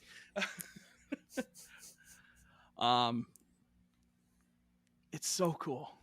And I'm like I'm like a third of the way. I might have to finish it at this point. Normally I don't finish these games, but now that I'm talking about it again, I might have to finish Rain on Your Parade. I gotta see where it goes. The other game, this one's gonna be a real shocker for you. So I'm turning on my Xbox this morning. I had a dentist appointment, and I'm up like 2 hours before it. I'm like, I want to play something, but something I'm not super committed to. And I turn on my Xbox, and I hadn't switched the inputs yet. And so I accidentally pressed like A on something. Screen comes on, Halo 5 is loaded. And so I played the first 2 missions of Halo 5. Because I was like, fuck it.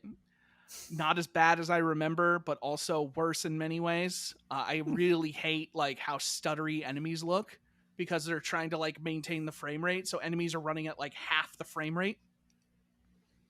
I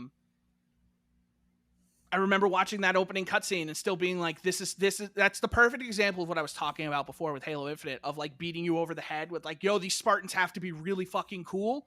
And so you make an opening cutscene like in Halo 5, where Locke and his team are just running down the mountain, slamming shit. There's so many cuts. It's all a bunch of bullshit nonsense. It's impossible. It's like watching a fucking Michael Bay movie, like trying to watch a Michael Bay Transformers movie. It's just all cuts, no substance. And it's just like, all right, whatever. And then I started playing the game, and boy, does Halo fucking feel good on a controller. Yep. That is the one game to this day, 343 has continued to nail that. That game still just feels really good. I was using like the Promethean weapons, which are way better than I remember. That game has a real problem with ammo. They really want you to be switching guns all the time, which I vehemently oppose. Because I always want to have an assault rifle on me, but like they will do anything they can to make me drop that assault rifle. But yeah, I got to the end, like the beginning of the Meridian mission, and it's like it's still not a great game, and I don't want to I'm not gonna end up full circle turning on this and being like, you know what, Halo 5 is pretty. And I'm not gonna do that. Yeah. But like seeing all that, and then again seeing what they're doing for Infinite, they've definitely toned it back quite a bit in the right ways. So I am excited. I'm hoping it's more like Halo Wars 2 cinematically than Halo Infinite. Yeah. But yeah, that's pretty much everything I played. Gotcha. So I know you have to get to Florida things. But Indeed. I do appreciate you taking the time out of your trip to be here with me today. I'm happy to be here. E3, important to talk about. And Ratchet, important to talk about. Very. And Rain on Your Parade, important to talk about. Yeah, it's true. Yeah, watch out for the Florida men. Florida man and Florida woman, they're very dangerous. Yeah, I'm making sure I stay clear of Who lives down here? Is it Uranium or Uber? It's one of the U's. Uranium. Lives down Uranium. there. Florida is the Australia of the United States. Everything's dangerous down there. Yeah, Everything. Mostly people. I mean, find me a more dangerous place. I think that's a great place to end the show. Yeah. Find me a more dangerous place than Florida. Perfect. In the United States, find me a more dangerous state. Fables says up here, Fables is from Canada, for anyone who doesn't know. He says up here we call it America's America. Oh, good. Well, I'm happy to be in America's America. Does that make it more or less American? I don't know. That's the HalfGen podcast. I'll stop it for you. Don't worry. That's just heat. It's not that dangerous. Humidity is worse than heat. Yep. Yes, it is. God, tell me about As someone right now. from the Midwest, where it's all dry heat, where like 95 doesn't feel super bad, to like 78 on the East Coast, it's awful. Yeah. It's terrible.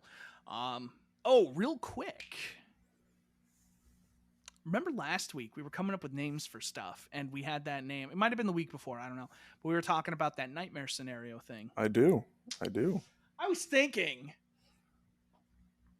we were talking about maybe it being like a video series, and I might have acquired a game fitting of a nightmare scenario. Ooh, Chris did not run this by me beforehand, but I'm okay with it. Yeah, my sister beat this game like 5 times. Resident Evil Village. I have procured a copy. It does update for PS5. So I'm at this point probably not going to buy it. I'm just going to play it. And I'm thinking about maybe doing it as like an episodic thing, throw it up on the YouTube. Yeah. Nightmare scenario. I have heard too many people talk about this game as like their early game of the year, as John just said in there.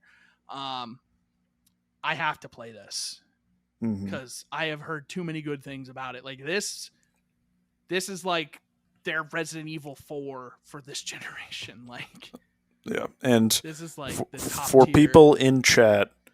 I think this is a good thing. People in chat, I've been trying to make this happen for a couple years now, and Chris won't budge. So I need you to help me budge Chris. When am I budging on? To do a full Resident Evil 7 playthrough in VR. Multiple times. I have Resident Evil 7. In VR. Does the PC version have VR? I think they added it. I could be wrong.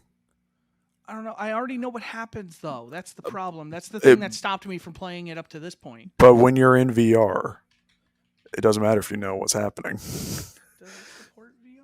Because Mr. Baker will be chasing you. Yeah, I don't know. Because that's my nightmare scenario I want to see. Because scared Chris, like when he would play Fear, is the best Chris.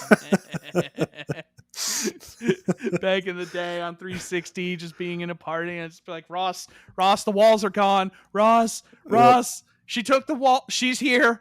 Oh my Ross, God. Some of my favorite memories were back then were just like being Chris's emotional support from halfway across the country while he was playing He's Fear. in Kansas, I'm in Connecticut, and I'm just like I'm giving him the play-by-play of Fear while I'm terrified. I'm just like, oh God, no, Ross, help me. And Ross is just like, you gotta go. I was like, I can't. And he's like, you have to go forward. And I'm like, I can't. I physically cannot. I can't. And he's just like, you're gonna be here forever if you don't. I'll go. And I'm like, just me sitting there like I could stop. And he's like, you can't. Yep. So yeah, I don't know how. Let's make that happen, Chad. But yeah, so I like your idea for nightmare scenario. And starting almost a month from today, as of this recording, I will be moving into my new house and making a recording setup that will actually work for me, as opposed to one that's impossible to do right now for most console games. So I'll be working on, I think, Let's Plays as well. I don't want, for the record, and we have more discussion to do on this, and I don't want to extend this any more than we have to. I don't want our YouTube channel to turn into a Let's Play channel. Oh This yeah, is no. not to Ross, but this is just to the people listening or the people who would be interested. Nightmare Scenario and something like this, it's one, it's going to give me a reason to play Resident Evil Village, and two, it's going to keep me honest coming back and, making sure there's content to go up on a weekly basis. I think primarily if we're going to do playthrough stuff, Ross and I have already talked about, turning Lost Odyssey, starting that over and making that into an episodic thing, which we'll be able to do very easily going forward. I want to make that more of the older game stuff. Yeah. I want to make that the stuff that we do the Did You Ever Plays for, and do those games. I think if we're doing Let's Plays, like if we're doing playthroughs of entire games, I think it needs to be older games, unless it's like a co-op thing, like an Operation Tango or something like that. That, we can make stuff like that work, but I don't want to just be playing through brand new games, and recording that, No, the brand new games. Like Ross is in agreement with that. Yeah, the brand new games are most like those are for your Twitch channel. With exceptions. That's the purpose. With exceptions. Yeah. Like if there would be like a new Mirror's Edge game that wasn't Catalyst and didn't suck that came out, I would do a Let's Play of that. But that will never happen. You should do a Let's Play of Mirror's Edge. Yeah, I'm totally down to do that. On the Edge. Yeah, with on Ross. the Edge. Yeah, Falcon's Edge. Also, thank you, Fables, in chat for saying that I'm like a gentle guiding hand with a warm timbre voice. Much appreciated. 10 out of 10 he would appeal to for emotional support. Hey, I'm always there for emotional support. So, except when he said he didn't want to because he wanted me to play it myself. He didn't want to be there all the time. He's like, I don't want to help you. Nah. But that's it. This has been the HalfGen podcast. You're all wonderful. Thank you for being here. Thank you, everybody in chat, for hanging out. Mike, Ross, give us a good shake of the mic. Yeah, there we go. That's what we avoided for most of the show. So. Yep. Just know that you requested that. I did. Yeah. Well, hold on. Well, that's it from Florida. Hope you have a great night, and kiss your kids into bed at night. Doesn't make sense. Bed button beyond. Peace!